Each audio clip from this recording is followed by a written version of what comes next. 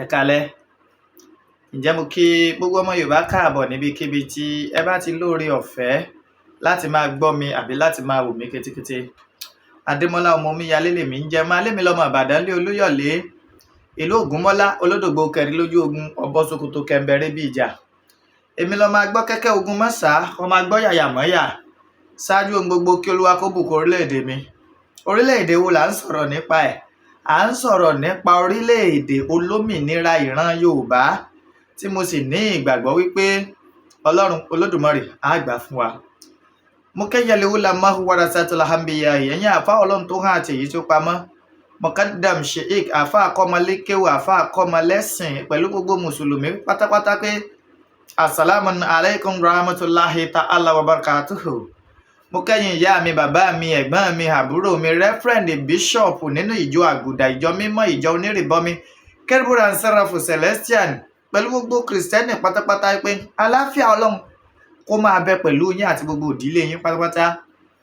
Mo wá tara ṣàṣà, mo kẹ́yìn ẹlẹ́sìn kẹsìn kan, mo kẹ́yìn ẹlẹ́sìn àbáláyé, mo kí yín wípé ewé á máa jẹ́, egbò á máa jẹ́, ẹ̀ ní ṣe ewé já, ẹ̀ ní ṣe egbò wà, àlùbáríkà àwọn tó Olódùmarè tó kólé ayé lé lọ́wọ́. Mo wá kẹ́yìn ìyá mi, ẹ̀yin abiyamọ abọ̀já gbọ̀rọ̀gbọ̀rọ̀, ẹ̀yin tẹ́ ẹ dúró tọmọtọmọ yìí fi ṣubú, ẹ̀yin tẹ́ ẹ dúró tọmọtọmọ yìí fi rẹ̀ dànù. Àdó mẹ́ta báyìí làdó ẹ̀yin ìyá mi, ọ̀kan fọ̀ ọ̀kan nù, ẹ̀ ń fọ̀kan ṣoré kiri. Èyí tẹ́ ẹ fi ń ṣoré kiri, ẹ fi ṣàwa ọmọ Yorùbá tòótọ́, ẹ fi ṣe wá lóore owó, ẹ fi ṣe wá lóore ọlá, ẹ fi ṣe wá lóore àìkú tí í ṣe baálé ọrọ̀ tó rẹ́yìn làgbà gbanigbani. Mo wá ṣèbà orí tó kún tí ò ní ná, mo ṣèbà ọjà tó kún tí ò lérò, mo wá ṣèbà oko tó pọ̀ jaburata tí ò nírúgbìn. Ẹ̀yin àgbààgbà gbanigbani, mo ṣèbà yín o. Mo kí gbogbo gómìnà ilẹ̀ Yorùbá pátápátá látòrí ẹnjíníà Ṣèyí Mákindé, gọ́vnà Lucky Ayédatiwa, gọ́vnà Abíọ́dún Oyèbánjí, gọ́vnà Adémọ́lá Adélékè, gọ́vnà Dàpọ̀ Abíọ́dún pẹ̀lú gọ́vnà Babájídé Sanwó-Olú. Mo kí yín o. Mo wá tara ṣàṣà, mo kí kábíyèsí Ọ̀nìrìṣà àrólé Oòduà àjẹgbẹ̀nìbí àti àkún aláṣọ àlà funfun gbò ọ̀jájá àfìdí ọ̀tẹ̀ jẹlẹ̀ ọba Babátúndé Ẹniìtàn Adéyẹyè Ògúnwùsì Ọjájá the second àrólé Oòduà Ọọ̀ni Ilé Ifẹ̀. Mo fi yín kí kábíyèsí ikú bàbá yèyé ọba ẹnjìníà Abímbọ́lá Akíìmù Ọ̀wọ́adé Ẹlẹ́wùétù the first.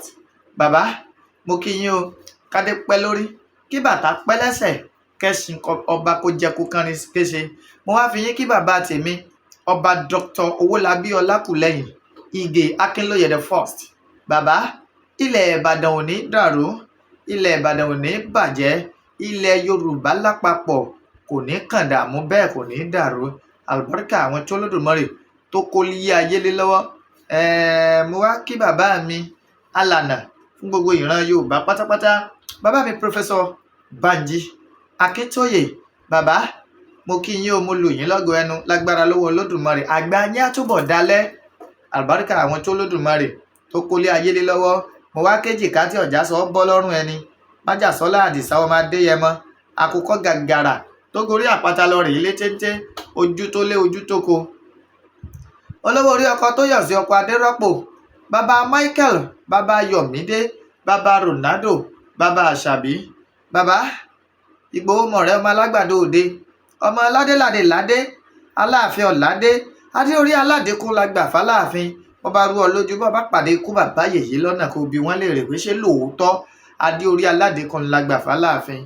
Májàsọ́lá Ìgbòho Òòṣà kó Lódùmarè kó jẹ́ ká túbọ̀ róòrùn yín, kárí sáṣọ pẹ́, kẹ́ ẹ pẹ́pẹ́pẹ́pẹ́, kẹ́ ẹ fọwọ́ páwó, kẹ́ ẹ fèrègì jòbè lágbára lọ́wọ́ Ọlọ́run. Ẹ wo níbo mò ń lọ lálẹ́ yìí, ibi mò ń lọ ò pọ̀, ibi mò ń lọ ò jìnnà, ibi tí mo fẹ́ yà ló pọ̀. Ó ní í ṣe pẹ̀lú ètò ààbò ilẹ̀ káàárọ̀ oòjíire. Iná ti jó dórí kókó, ẹ̀yin ọmọ Yorùbá ẹ mọ́ sùn o. Fẹ́ẹ̀ tó bá lóore ọ̀fẹ́ tí bá ń bá mi lọ, mọ́ wà lórí rédíò kan nílẹ̀ Ìbàdàn lénìí, léyìí tá a sì jọ tàkúrọ̀sọ pẹ̀lú àwọn èèyàn ń bẹ̀, léyìí tó tiẹ̀ tó fẹ́ fa nǹkan míì. Àbá dúpẹ́, èmi sì máa ń sọ fún wọn, ibi tẹ́ ẹ bá pè wá sí láti sọ̀rọ̀, tẹ́ ẹ bá ti ní fún wa lóore ọ̀fẹ́ àti bá wọn sọ̀rọ̀ òótọ́, ní ìlànà bá a ṣe gbọ́dọ̀ sọ. Bàtẹ́ bá ní máa sọ̀rọ̀ nípa security, tẹ́ bá ní a máa pè fún ìjọba, wọ́n máa bá wa ṣètò ààbò. Ìjọba èwo? Ìjọba wo? Ìjọba wo la fẹ́ pè kó wá bá wa sọ̀rọ̀ ètò ààbò? Ṣé ìjọba tó jẹ́ wípé lẹ́yìn wípé wọ́n ń rí security apparatus tí wọ́n ń lò, wọ́n ná ní ọmọ ìlú kankan? Ẹ bá ti ń fọn yà fún wèrè níwájú wọn, tán sì tó ń fọn tẹ̀lé wọn lẹ́yìn, wọ́n rántí wípé ọmọ kankan máa ti ẹ̀kan ọmọ kan sòdí, páwọn kan ti ẹ̀ wà tán jẹ gómìnà, àbá jẹ ààrẹ, àbá jẹ sẹ́nítọ̀, àbá jẹ rẹ́ẹ̀pù, àbáwọn jẹ house of assembly lé lórí. Èmi ò lámọ̀ràn kankan tí mo lè fún ìjọba, ìsìn lákìyèsí tí mo lè pe ìjọba sí, bí ò ṣe wípé àwa ọmọ Yorùbá ẹni ká pe àrónú wa àtọ̀dọ̀fin wípé ṣé bí yóò ṣe máa rí lọ rèé. Mi sì kí yẹ sọ wípé a mọ ìran Yorùbá sákíkanjú, ọlọ́gbọ́n, olóye, àmọ́ lọ́wọ́lọ́wọ́ bí mo ṣe ń sọ̀rọ̀ yìí, nǹkan mẹ́tẹ̀ẹ̀ta ló ti nu ìran Yorùbá. A kì í ṣakíkanjú mọ́, a kì í ṣọlọ́gbọ́n mọ́, bẹ́ẹ̀ a kì í ṣolóye. A ti jẹ́ ní tí ò tó nǹkan kó gba ọgbọ́n orí wa. A ti jẹ́ ní tí ò tó nǹkan kó sọ wá dọ̀lẹ. A ti jẹ́ kán fi gúgúrú kán fi gba ẹ̀pà lọ́wọ́ wa. Torí kíni? Torí àkùnjẹ ọ̀pọ̀ ọmọ Yorùbá wọ́n ti ta ọjọ́ ọ̀la wọn. Torí ìrírísì tí Fúlàní àjòjì gbòlòjò tí ó fi máa wá dún màhúrú mọ́ wa nílẹ̀ bàbá wa, tá a sì dákẹ́, tá a sì fọwọ́ lẹ́rán táwọn òràn.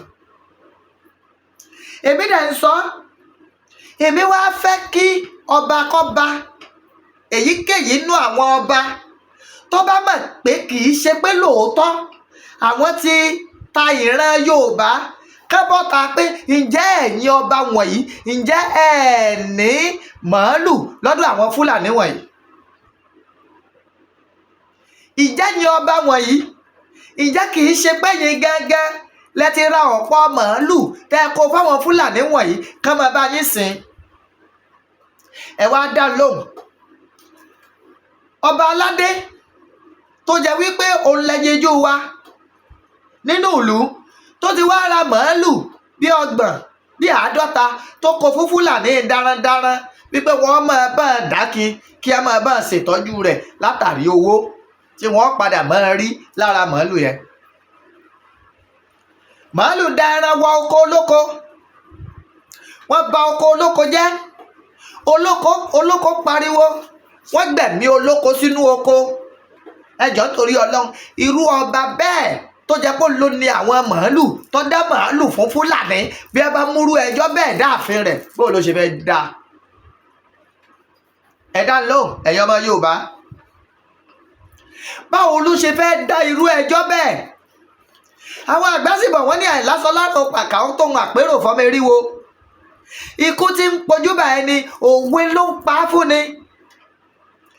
If níbi tí ọ̀rọ̀ ètò ààbò ilẹ̀ Yorùbá dé báyìí, tá a bá fi wá rí ẹ̀yin tẹ́ ẹ jẹ́ sànkọ̀sànkọ̀ nínú ládéládé, nínú lóyèlóyè kẹ́ ẹ sọ̀rọ̀, a jẹ́ wípé inú yín dùn sí bí àwọn Fúlàní wọ̀nyí bí ẹ ṣe ń gbẹ̀mí ọmọ káàárọ̀ oòjíire ni. Nínú rédíò program tá a ṣe lánàá, ìní mo ti ń sọ fún wa wípé ìwọ tí pásítọ̀ àbá àfà tó ní ọmọ fi láìláì làláù àbókọ Jésù kọ ọmọ fi dáàbò bora rẹ, pásítọ̀ àtàfà wọ̀nyí wọ́n kó security kí o. Pásítọ̀ lo escort iwájú, ó ń lo escort lẹ́yìn, ó ń lo mopo 4, civil defence 4. Àfà tí ń lo òde wáàsí tí ó fa tẹ̀sọ̀bá àti ogun bí ọ̀pá àbọn, ń lo mopo 4, ń lo civil defence 4. Tó bá jẹ́ pé ní tí gbogbo wọn ń preach, tó bá jẹ́ pé lóòótọ́ ní tí ẹni káwa ó nígbàgbọ́ nú ẹ̀, ìlànà tán fi àgbàgbọ́ nú ẹ̀ tán fi ní ká má ṣe ìbọ̀rìṣà, ká má sóògùn, tó bá jẹ́ pé ní ẹ fẹ́ ká gbàgbọ́ nú rẹ̀ ni, kí làwọn ń lo security fún? Kí ló ń lo security fún? ilẹ̀ àwọn àgbà fi ní ẹni ń tan ní ọ̀gọ̀ bí ẹni à ń tàn. Àwọn pásítọ̀ àwọn àfáà yẹn wọ́n ọ̀gọ̀ bí àwa tá a ya múgùn sí wọn lọ́wọ́, bí àwa tá a ya moko mẹ́kọ tá a ti gbàgbé ìṣẹ̀ṣe, tá a ti gbàgbé àti máa ṣe bọ̀. Màá padà play fídíò wòlíì kan tí mo sì tara wòlíì yẹn tí mo kẹ́kọ̀ọ́. Toró bá ọmọ Yorùbá sọ òótọ́ ọ̀rọ̀, ó bá wọn sọ ògidì ọ̀rọ̀ wípé tó o bá jẹ́ kí ẹ̀sìn ọ tàn ọ́ débi pé wá gbàgbé ara rẹ ò mójútọ́rọ̀ ara rẹ, Jésù àtànẹ́bì kò fi ọ́ ṣe yẹ̀yẹ́ náà Fúlàní bá pa ọ́. Ewé àtegbò tó lódùmarè dánú gbó kí ló ní a fi ṣe? Bàbá kan bá wá bọ́ta tó ní ọmọ ṣègbẹ́rẹ́, bàbá kan bá bí pásítọ̀ kan bá bọ́ta tó ní ọmọ ṣẹ̀ṣẹ̀ ṣe, o ò ṣe sọ fúrú pásítọ̀ bẹ́ẹ̀ wípé kóun kọ́kọ́ withdraw gbogbo security tó ń lò, kẹwàájọ máa rìn kí pásítọ̀ tí ń lo private jet tọmọ ìjọ fẹsẹ̀ rìn kiri nínú ewu tó wá ní kémi ọmọ ṣègbẹ́rẹ́. Ta ní parọ́ fúnra wọn, ta ní tanra wọn nù àwa méjèèjì. Ìdí nìyẹn tá a fi ní wípé wọ́n ti mú ìran Yorùbá, wọ́n ti mú wa lọ́bọ. How on earth ni àwọn Fúlàní ó ṣe wà nù ilẹ̀ Káàárọ̀ Oòjíire tí wọ́n sì máa jí ọmọ Yorùbá àtàtà gbé? Ṣé gbogbo wa láti wá gbàgbé orírun wa ni? Ṣé gbogbo wa láti gbàgbé ìṣẹ̀ṣe ni? Òní tó lè fi bánú tó ẹ pé Fúlàní tó dojú ìbọn kọ́ tó sọ fún un pé àlọ́ lámeláme làárí ẹnìkan ìrápọ̀ rẹ̀ tó gbà nǹkan burúkú tó dojú rẹ̀ kọ́. Ẹ̀yin ò nírú ẹ̀ mọ́, ẹ̀sìn ti gba gbogbo ẹ̀ lọ́wọ́ yín. Ẹ fẹ̀sìn lẹ̀, ẹ ṣe ẹ̀ ń ṣẹ̀sìn. Gbogbo ẹni bá ti kọ ìṣẹ̀ṣe sílẹ̀, gbogbo ẹni tí ó bá ti dira ẹ̀sìn ní í ṣe kì í ṣẹ̀sìn. Yorubas are never born Muslims and they are never born Christians. Ẹ̀sìn àjòjì lẹ́mú wá fún wa. Bàbá ńlá wa kò sí Kírísítẹ́nì ń bẹ̀. Bàbá ńlá wa kò sí Mùsùlùmí ń bẹ̀. Àhesọ ọ̀rọ̀ lásán ni pé Odùduwà wá láti Saudi. Tódùduwà bá wá láti Saudi pẹ̀lú tó gbé dání, a jẹ́ wípé Saudi ń gbà náà ìṣẹ̀ṣe náà ń ṣe. Torí pé kíni? Odùduwà ò mú Kùránì dání nígbà tí ń bọ̀, bẹ́ẹ̀ kò mú Bíbélì dání. Gẹ́gẹ́ bá a ṣe gbọ́, Odùduwà àtẹ̀wọ̀nrọ̀, Odùduwà àtẹ̀wọ̀nrọ̀, wọ́n lọ tẹ̀wọ̀n wá sílé ayé ni. So kí wá ló dé tá a máa parọ́ fúnra wa? And I keep on saying it. Ìpínlẹ̀ tó sọ yẹn, bàbá wa Ọbáfẹ́mi Awólọ́wọ̀ wọ́n sọ̀rọ̀ kan, wọ́n ní ọmọ mẹ̀kúnnù tẹ́ ẹkọ̀ tẹ́ ẹ̀tọ́ kò ní í jẹ́ kọ́mọ ẹ̀yìn olówó nísinmi. That is what is happening now. Àwọn wèrè wọ́n bímọ jọ bí ẹ̀dá, wọ́n fètò sọ́mọ bíbí. Ìgbà téèyàn kan bá bímọ bíi 40, bí nǹkan kan bá wá ṣe àwọn olóhùn méjì, ìṣòro àlà ni. Yorùbá àwọn fọpọlọ sí gbogbo nǹkan, àmọ́ still a jẹ́ kí àwọn tí ò lọ́pọlọ ó máa override àwa tá a lọ́pọlọ. Tá a bá wí lọ, tá a bá wí bọ̀, tá a bá pe àwọn aráabí yìí lẹ́ran, wọ́n ò ní lóòótọ́ ẹran làwọn, àmọ́ ìran Yorùbá ní kókó táwọn ń jẹ. Ṣebí gbogbo tó lóye Sunday Igboho ṣàfẹ́ kọ̀ lélẹ́yìí. Ṣebí gbogbo dádì sá ọmọ Adéyẹmọ tó ń kọ̀ ṣebó náà rèé. Now, ìjọba tá a ní ká pè fún ààbò, tẹ́ní ká pè fún ààbò tí wọ́n rí ọ̀rọ̀ ààbò ṣe, tẹ́ní ká pè wọ́n. Ìjọba yìí wọ́n mọ bí wọ́n ṣe dìgbò lu ilé olóyè Sunday Igboho ṣà ní July 1st 2021. Why? Bí wọ́n ṣe dì á mọ́ ha ogun nígbà náà, wáyé tí wọn ò ṣe bẹ́ẹ̀ náà káńdì mọ́ ha ogun kí a wọ gbogbo inú igbó lọ, kí a lọ rèé fish out àwọn ajínigbé, àwọn bandits wọ̀nyí tí ẹ bá ṣe pé wọ́n ń tàn wá. Ìgbà tí wọ́n kó owó Nàìjíríà láró, tí gbogbo ọmọ Yorùbá táǹkìrora no cash, ọwọ́ àwọn pípù wọ̀nyí láti kọ́kọ́ rí tuntun owó tó ẹgbẹ́ wọn tó ń fọn dànù báyìí ni ẹjọ́ nítorí Ọlọ́run ṣé owó yẹn fò látọ̀run ni ó fò lọ́dọ̀ wọn látọ̀run ni ṣófò dé ọ̀dọ̀ wọn látọ̀run á béèrè lọ́wọ́ yín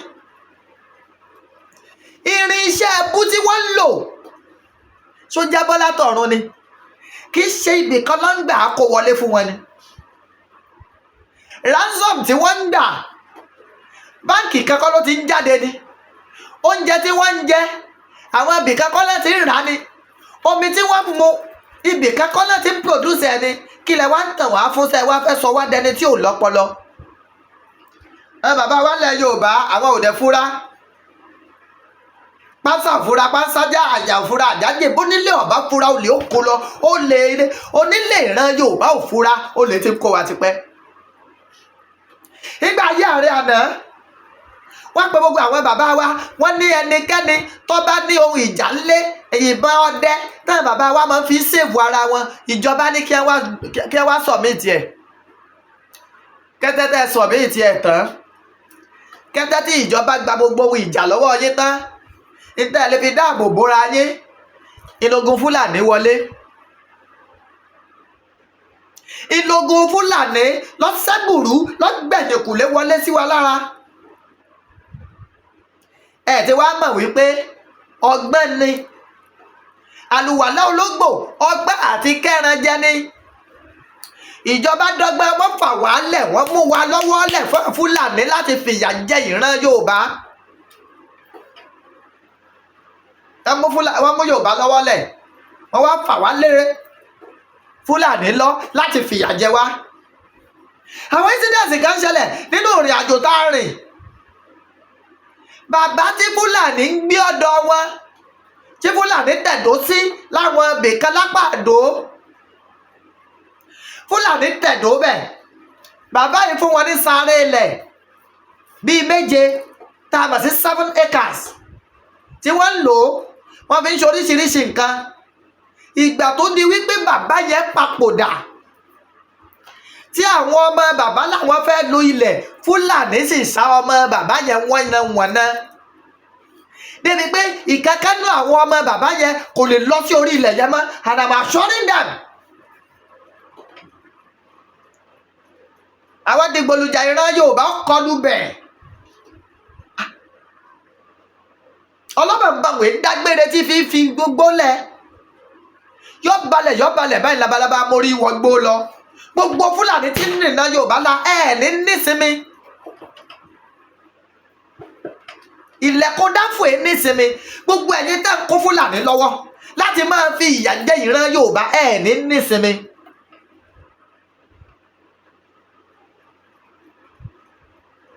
ní ṣe kiri ní ìsinmi kí ló jẹ́ kó jẹ́ wọ́n lẹ̀ Yorùbá ṣe bá Fúlàní wọ̀nyí ni ìlàṣẹ wa ń pariwo pé security ká mú ní ọ̀kúnkúndùn security of lives and property of the Yoruba people should be a priority now should be a priority àti wá ní wọ́n wọ́ọ̀tì nǹkan èmi ti rí wípé ìran Yorùbá ní ń fìyà jẹ̀ran Yorùbá a máa ń kúrò fúnra wa lókù ẹ wo ọjọ́ tá a ti ń pariwo máa padà sọ incidence kan tó ṣẹlẹ̀ ní òpópónà Iléṣà Ifẹ̀ road ní ìjẹta àná Yorùbá ní fìyà jẹ̀ran Yorùbá a ti ń pariwo ní ìsìn pé àwọn tó fọlọ́ntì ara wọn láti jà fitafita ní àwọn òpópónà wa ẹ kún wọn lọ́wọ́ ẹ ràn wọ́n lọ́wọ́ gbogbo tán nílò èèyàn kan lè gbé lẹ̀ tẹ́ ẹ dáhùn ni kì í sàn kọ̀ọ̀kan ní ràn wọ́n lọ́wọ́ ni kọ̀ọ̀kan and I don't want to start by saying mo pé account number kan pé kẹ́ ẹ bẹ̀rẹ̀ sí ní bá wọn fowó síbẹ̀ torí wípé kí ni ọ̀tá ń bẹ láàrin àwọn èèyàn wọ̀nyí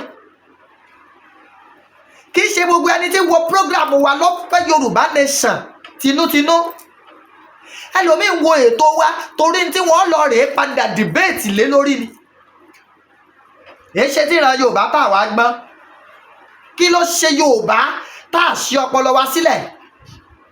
Nǹkan tí ọ̀yà náwó lé lórí ìlà náwó lé lórí. Bá a bá gbọ́ pé olórin kan kọrin nìkan owó sí àríbi àdébẹ̀ alọ́rẹ̀ máa fọ́n owó. Àwọn tí ń jìyà tí ń ṣọ́ òpópónà I saw them ní Lagos Ìbàdàn express road. Omi dẹ̀ bọ́ lójú mi wípé ọmọ èèyàn under the rain. Ẹni tí ó bá gba òpópónà Lagos Ìbàdàn express road ní exactly 10:15 p.m. ní àná tí í ṣe ọjọ́ Friday yóò testify sí nǹkan tí mo sọ. They were under the rain and they are still working tirelessly láti rí pé wọ́n dáàbò bò ran Yorùbá. Kí ló dé? Ọkùnrin tí ń sun rárá fọkùnrin ẹgbẹ́ akọ́ṣẹ́ ló ń ṣe.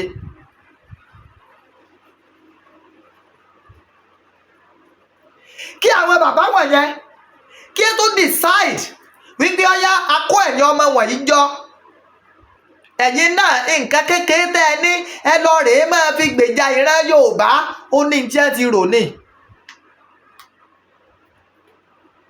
Ẹ̀yin rèé mi rèé. Ìwọ̀nba lèmi lè ṣe. Ìyí tí mo lè ṣe is just to lend my voice. Èmi ò máa rinṣẹ́ gbé. Ìmàdàmú. Àmọ́ kẹ́lẹ́ fẹ́ sinmi gbẹ́rí ọlọ́kọ̀ ní ìsìn màá sin pé kọ́wọ́ Fúlàní mọ́ bàbá mi. I'm a Muslim but mo sin gbẹ́rẹ́. And they are sacrificing their precious time. Nígbà tẹ́mi ti sùn sórí bẹ́ẹ̀dì mi àwọn ń bẹ́nu gbó. Bákan náà sọ tó ṣẹlẹ̀ lópòpónà Iléṣà o níjẹta yìí. Nígbà tí Dabájíná túbọ̀ èèyàn wa kan bẹ̀. Níjẹta yìí. They kidnapped and demanded ransom.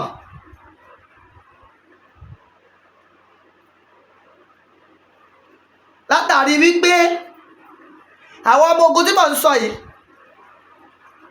wọ́n try láti trace wọn. Nǹkan kan ṣẹlẹ̀ along the line. Ká ní wọn pé lọ́kùnrin ní irú èyí tí bá nù wọn ó ṣeé ṣe kó ti jẹ́ pé Ọlọ́run. Káláwọn náà lọ pẹ̀lú ohun ìjà tó káàtó ni ó ṣeé ṣe kí ẹ rí gbogbo wọn kó. Àmọ́ àìrájẹ̀kú orò ẹnu olóyè Sunday Igboho ni mo ti kọ́ èdè yẹn kì í rájẹ̀kú orò. Mo kására sí wọn. Ìgbé ń tán ṣe Iléṣà Ifẹ̀ road ní ìjẹta tó ṣe ọjọ́ Thursday lóru Wednesday mọ́jú Thursday mo kására sí wọn. Anybody tó bá gba òpópónà yẹn ní alẹ́ lálẹ́ Wednesday stroke Thursday wọ́n lè bear witness wípé nǹkan kan ṣẹlẹ̀ ní Iléṣà Ifẹ̀ road. Ilé mi dẹ̀ ṣe sọ wípé ibi ọ̀rọ̀ ètò ààbò ilẹ̀ Yorùbá dé ó ti di kí gbogbo wa báyìí ká lajú wa lẹ̀ o safe nobody is safe. Mo fi Ọlọ́run tó ní mi mo fi búra kálágbára wà fún mi ni pẹ̀lú tí mo ti rí pẹ̀lú àwọn wọ̀nyí mo fi jọ́ tí ó kù èmi àtọ́lọ́run búra. Àbí mo ní property kan máa tà á láti fi jẹ́ kí á tó ṣera wọn lọ́mọ ọkùnrin ju bí a ṣe wà yẹn lọ. Because we didn't come online láti máa sọ gbogbo nǹkan fún yín àpàṣírí ara wa pamọ́ ni. Ìdí tí tẹ́mi fi ń sọ wípé Yorùbá tí bá sì ń ṣe fídíò lórí pé bóyá ẹ lọ rèé ṣe nǹkan kan láwọn ibì kan ẹ tó ń ṣe fídíò orí yín ò pé ẹ tí ì kẹ́kọ̀ọ́ òye ò tí ì yéjí tó ìgbà táwọn ń pààrọ̀ Yorùbá ṣe fídíò ni. Why are we this stupid? Ṣe fídíò. Where is the video? Ẹ ṣe wọ́n ṣùtá ẹ̀rọ nǹkan sí ẹ lá ẹni bá fẹ́ pa ọ́ tó o bá lórí ọ̀fẹ́ àti pa ṣáájú kó tó pa ọ́ kò lẹ́sẹ̀ nú náà. Àwa sọra wa di dèdèrè, àwa sọra wa dọ̀dẹ̀, àwa ṣẹ̀ṣẹ̀ ń tọrọ fáin bàrà kábíyèsí Ọlọ́run. Mo rò pé láti jọ́ tí mo ti ń sọ̀rọ̀ yìí I expect kí n tiẹ̀ ti rọ́mọ Yorùbá méjì tí wọ́n sọ pé omíyalé ó yá ní gbogbo nǹkan tá pípù yìí nídìí èló ni wọ́n á bẹ̀rẹ̀ wọ́n á ní ara mọ́tò fáwọn náà, wọ́n á ní ẹkọ́lé fáwọn, wọ́n á lébi ń pa àwọn fẹ́ jẹun, wọ́n á níyàwó àwọn bímọ àwọn fẹ́ sanwó hospital. Ìtàn ń béèrè nǹkan tí wọ́n ó lò láti kojú ọ̀tá tí ó dáàbò bá wọn náà. Àní Iléṣà road, Iléṣà Ifẹ̀ Iléṣà road ẹ verify there were 2 kidnappings níjọ́ Wednesday/Thursday. Tẹ̀bá ń gbẹ́pẹ́ láwọn kan ìgbà kan àwo kan ẹjẹ́ gbàgbé àárín yẹn lóru Wednesday/Thursday. Ẹ gbìyànjú náà. Tẹ́ ẹ bá kọjá lópòpónà Lagos Ìbàdàn express road láti Onígàrí lọ sókè lọ́nà Ṣàgámù, they tried lálẹ́ àná, òjò ń rọ̀ kíkankíkan, yet they didn't leave that rain because wọ́n mọ àsìkò táwọn ará bíi máa ń ṣe ṣùtá. Àsìkò òjò ó dùn fún ṣùtá púpọ̀ torí pé kíni tá bá ti da nǹkan sójú òpópónà kò sọ́gbọ́n rẹ̀ mọ́tò rí òní lè lọ mọ́. Àwọn náà wá ṣe kíni wọ́n wá lo ọgbọ́n ìran Yorùbá, ọgbọ́n àtinúdá táwọn bàbá wa kékaka tí ẹ kọ́ wọn. It's not compulsory they are arrested. Kì í ṣe dandan ni ká ẹ mú wọn. No? Ẹ má mú wọn, kí lè fẹ́ mú wọn fún? Sáwọn arrest ọmọ Yorùbá ni. Wọ́n arrest náà. Wọ́n ń pọ ọmọ Yorùbá dànù. Tàbá wá ṣe ní bá di ẹ bá dà mí lóògùn nù wọ́n fọ́ lẹ́yìn kò sí ní tó burú ń bẹ̀. Ìdí náà tá a fi ní àìrá jẹ́fu orò. Ẹ̀yọ́ ọmọ Yorùbá ẹ jí, ẹ má sùn, oorun ò sí lásìkò yìí. There is no time to check time. A gbọ́dọ̀ lájú wa lẹ̀ báyìí kí tàlùbọ̀ kókó wọ̀.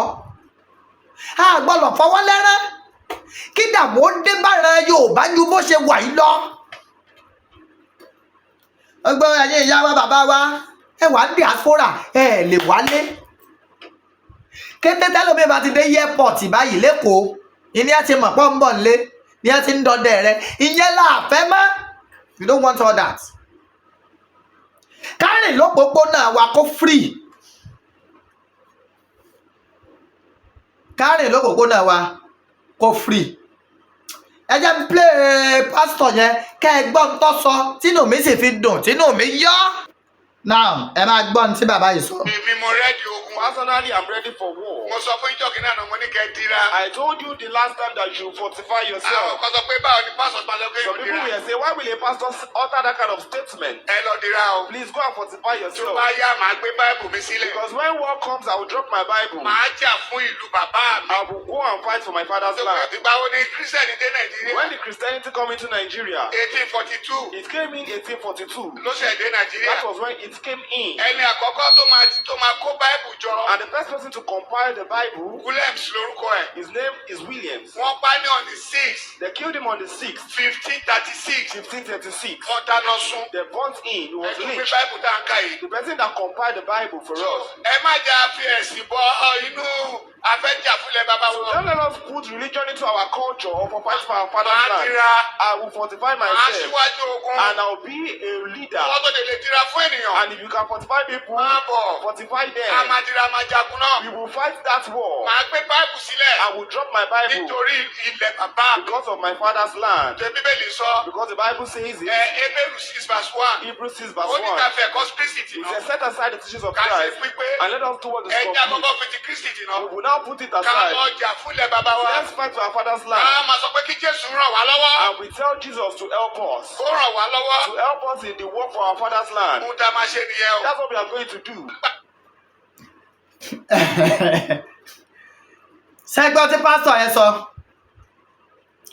Irú àwọn ìránṣẹ́ Ọlọ́run téèyàn lè máa fi tọrọ níwájú ìránṣẹ́ Ọlọ́run ni. Ẹ tún gbọ́. Èmi mo rẹ́dí ogun. Personally, I'm ready for war. Mo sọ fún ìjọ́kì náà mo ní kẹ́ dira. I told you the last time that you fortify yourself. Àwọn kan sọ pé báwo ni pásítọ̀ máa lọ pé Some people will say, why will a pastor utter that kind of statement? Ẹ lọ dira o. Please go and fortify Tó yourself. bá yá màá gbé Báíbù mi sílẹ̀. Because when war comes, I will drop my Bible. Màá jà fún ìlú bàbá mi. I will go and fight for my father's land. Ìgbà wo ni Kírísítẹ́nì dé Nàìjíríà? When the Christianity come into Nigeria, 1842 it came in 1842. ló ṣẹ̀ dé Nàìjíríà. That was when it came in. Ẹni àkọ́kọ́ tó máa kó Báíbù jọ. And the first person to compile the Bible, Williams lórúkọ ẹ̀. his name is Williams. Wọ́n pa ní on the 6th. They killed him on the 6th, 1536. 1536. Wọ́n dáná sun. They burnt him. He was Ẹ̀tún pé lynched. Báíbù tá à ń kà yìí. The person that compiled the Bible for So us. ẹ má jà fi ẹ̀sìn bọ inú afẹ́jà fúnlẹ̀ bàbá wọn. Don't let us put religion into our culture or for fight for our father's Màá land. dira. I will fortify Màá myself síwájú ogun. and I will be a leader. Wọ́n tó lè dira fún ènìyàn. And if you can fortify people, Máa bọ̀. fortify A them. máa dira máa jagun náà. We will fight that war. Màá gbé Báíbù sílẹ̀. I will drop my Bible Nítorí ilẹ̀ bàbá mi. because of my father's land. Ṣé Bíbélì sọ? Because the Bible says it. Hebrews 6 verse 1. Hebrews 6 verse Ó ní ká 1. fẹ́ ẹ̀kọ́ Kristi tì It náà. says, set aside the teachings of Ká ṣe Christ pípé. and let us do what is Ẹja complete. kọ́kọ́ fi ti Kristi tì náà. We will now put it Ká aside. lọ jà fúnlẹ̀ bàbá wa. Let's fight for our father's Ká land. máa sọ pé kí Jésù ràn wá lọ́wọ́. And we tell Jesus to help us. Ó ràn wá lọ́wọ́. To help us in the work for our father's land. Ohun tá a máa ṣe nìyẹn o. That's what we are going to do. Ṣé ẹ ti gbọ́ báyìí? Ẹ̀yin Kìrìsìtẹ́nì, ẹ̀yin àfáà, pásítọ̀ ní sọ̀rọ̀ yìí o. A gbé Bíbélì tì, a gbé Kùránì tì, a wá fèsì ogun yìí tààrà. Ó yẹ wọ́n fẹ́ ẹ̀kọ́ taná fún wa. Àwa ń tàn wá. Ẹ fẹ̀sìn, ẹ fẹ́ fi báyé wa jẹ́ nílẹ̀ Yorùbá. Àwa náà wá ń tẹ̀lé yín bí gọ̀lúgọ̀. À ń tẹ̀lé yín bí òmùgọ̀. À ń tẹ̀lé yín bí dèdèrìn. Enough is enough. And let me put this straight. Tẹ́ ẹ bá kọ̀, tẹ́ ẹ jẹ́ gbogbo wa ó dojú kọ ní tí ń ṣe wá báyìí, we will later live to regret it. Torí pé iná ti jó dórí kókó. Nowhere is safe again in Yoruba land. Ẹgbẹ́ ẹ̀yin warrior onírọ́, ẹ lọ rí jókòó jẹ́, ẹ bá fẹ́ rí ìbínú Ọlọ́run. And it is not the time for unnecessary protest. It is time for action. Action gidi. Ìwọ tí bàbá rẹ bá ti ró láti kékeré tó ọmọ àpá kíkanjú wọn náà, àsìkò ti tó láti lo tó lódùmarè tó fún ọ. Àsìkò ti tó.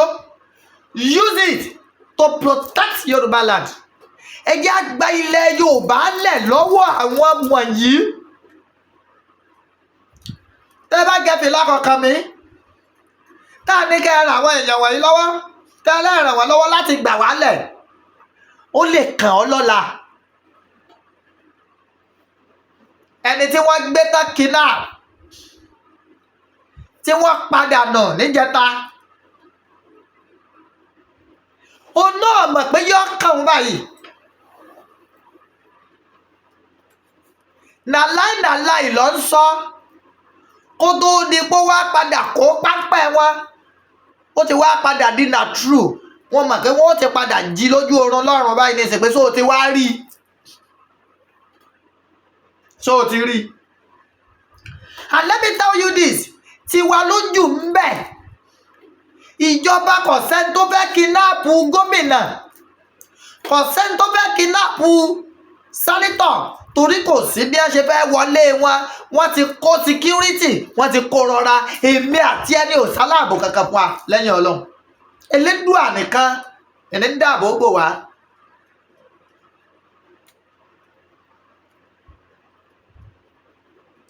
àmọ́ tó bá ń pariwo pé kọ́lọ́ ń ṣọ́ ẹ ọlọ́run ò ní sọ̀kalẹ̀ wá látọ̀run o ó dáàbò bora rẹ pẹ̀lú gbogbo tó lódùmarè tó fún ọ ni ó sì make sure pé ọjà fitafita lórí wípé àníṣe ìran Yorùbá ni màá dúró fún lọ́jọ́kọ́jọ́ sígbàkúgbà. On this program mo fẹ́ máa receive call but YouTube ò fi gbogbo ara gbà á because ẹ bá ti sọ àwọn language ọ̀rọ̀ kan ó kò tẹ̀ ìdí nìyẹn. But I'm going to do this torí pẹ̀lú situation bó ṣe ń lọ pẹ̀lú àwọn Àgbẹ̀kọ̀yà yẹn mo wá ń fi Olódùmarè bẹ̀ gbogbo ẹni tí ó bá wò mí àtẹni tí ó máa wò mí lẹ́yìn ètò yìí bó ṣe 1000 kan ló ní. If it is ordinary 1000 naira please use it to support them. ẹ gbọ́ tó bá jẹ́ ordinary 1000 naira ìlò lè fi dá sí wọ́n ṣàlàyé dá sí o. irú ẹni tí nǹkan bá ń jẹta nínú àwọn ajagun Yorùbá yìí ó wà níbì kan it is in an undisclosed area tá à ní sọ for security reason. tó o bá wá mọ̀ pọ́mọ Yorùbá ni ọ́ tó sì jẹ́ wípé lóòótọ́ òmìnira ìran Yorùbá ká ọ lá tó dẹ̀ wù ọ́ dá sí. lóòótọ́ ẹni tí ó jà fúlù ojú rẹ̀ ó rí mọ̀ bo àwọn tó ti volunteer ara wọn lẹ̀ wípé à ń fẹ́ jà fúnra Yorùbá irú tó ṣe wọ́n jẹ́ tàyí ó di dandan kí irú rẹ̀ ó ṣe wọ́n àmì tí ó gbẹ̀mí wọn lọ́lọ́wọ́ Olódùmarè ò ní jẹ́ ó ṣẹlẹ̀ sí wọn.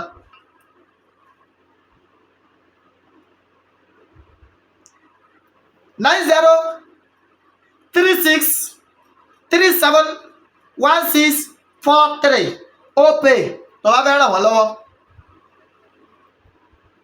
tàbí join wọn ẹni tí nǹkan mú nínú wọn ò gbọ́dọ̀ kú o yes kò gbọ́dọ̀ kú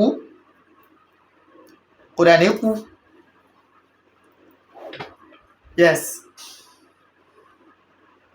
mo ti sọ́ngbà yẹn pé ẹsẹ̀ bàbá mi Àdìsá ọba dé ẹ mọ́ mo fẹ́ máa tọ̀ Àdìsá ti kọ̀tàn tí ò ní tán láéláé èmi náà fẹ́ kọ̀tàn tí ò ní tán. ẹ má gbàgbé o ìtàgbésí ayé tèmi nínú ṣọ́ọ̀gù yìí ó ti di ìpele 3 àti kọ́kọ́ kọ̀ọ̀kan àtúnkọ̀ọ̀kan ìmí ìlà tó ń kọ yìí èmi wáyé sọ kí Olódùmarè kó fi ìṣe oníkálukú bó ṣe ń ṣe sínú ṣọ́ọ̀gù Yorùbá nation yìí kó fi dá oníkálukú lẹ́jọ́ yes kó fi ìṣe oníkálukú kéèdó oníkálukú lẹ́jọ́. àmẹ́yìn bàbá wa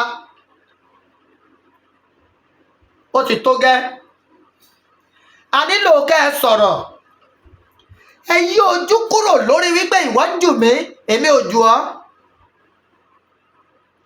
ẹ má gbàgbé o bídìí bá bàjẹ́ tó nídìí ní dá o ní gbogbo nǹkan bá padà polúkúrúmuṣu ọrùn ẹ̀yẹ tẹ́ ẹ jẹ́ bàbá wa yìí náà ni ọ wà torí wọ́n máa bi yín léèrè pé ipa kílẹ̀ kó. bàbá kékaka nìyẹn bàbá 100+. bàbá sì tó ń ṣe wọ́n sì tó ń gbìyànjú. ìgbà tá a pè wọ́n jẹta pé bàbá báyìí kàṣá báyìí káwòdì ń táwọn èèyàn wá kojú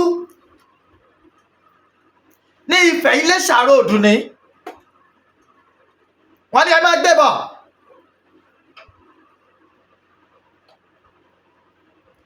wọ́n kọ́kọ́ lo nǹkan ìbílẹ̀ kó tó wá dípò lọ hospital. àdúpẹ́ o àdúpẹ́ pé òkun ohun ọ̀sà àtàwọn odò wẹ́wẹ́wẹ́. I'm repeating it again. ẹ má jẹ́ a máa ṣe ìṣe sí àrími nínú struggle ìran Yorùbá. ibi tó bá yẹ ká ti contribute ẹ jẹ́ ká contribute. 09036 371643 that's the number to message or to call láti béèrè ìbéèrè. àní máa narrate gbogbo tó bá ṣe wá lórí ayélujára, àní narrate ìrìn àjò wa lórí ayélujára, torí wípé àwọn tí ń kógun jà wá náà bọ́ta láti wá ṣàlàyé ìgbésí ayé ara wọn lórí ayélujára. Arúgbó Yorùbá, it is high time you stand up to fight for the freedom of Olóyè Sunday Igboho Oòṣà. Enough is enough. 2021 to this time, that is how many years? 4 good years.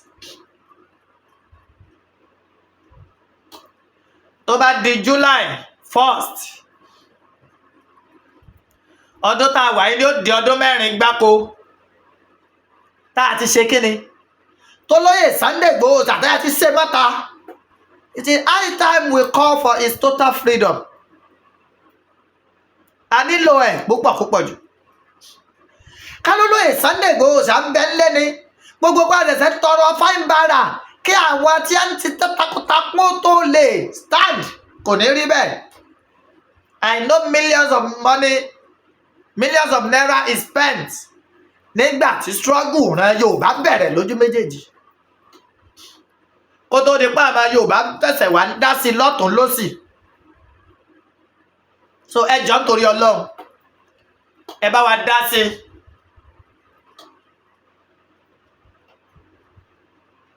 Ojú ogun lé níjẹta ní today is Saturday, Friday, Thursday, ìjẹrin mọ́jú ìjẹta ojú ogun rí bákan. A máa dúpẹ́ oníwájú ọ̀kẹ́yìn rẹ̀ lẹ́yìn náà ò síwájú. Bàbá akẹ́kọ̀ọ́ ògé kàbámọ̀ jẹ lórí àwọn ọmọ tán dà síta. Àgbẹ̀kọ̀yà are operating with honesty, truthfulness. Ìdínà tábàámọ̀ ò ṣe mọ́ kàn wọ́n. Ẹ dákun 09036 371643. I'm expecting kí mẹ́sẹ̀gì kó borí fóònù mi. That is what I want. Ẹ tiẹ̀ múnú mi dùn. The best gift I can receive lọ́dọ̀ ìjọba Yorùbá ìní ká kó àwọn pípù yìí lọ́wọ́ torí wọ́n ń wúran Yorùbá lórí. Ẹni rí lọ́mọ̀ àwọn tí ń gba àwọn mẹ́wàá kọjá àwọn náà mọ̀. They were under the rain lánàá Jímọ̀. Òjò bẹ̀rẹ̀ níbi aago 8:30. Wọ́n dẹ̀ ṣe kíni wọ́n á dẹ̀ kúrò nú òjò torí láti dènà ṣẹ́ láàbí àwọn èèyàn wọ̀nyí.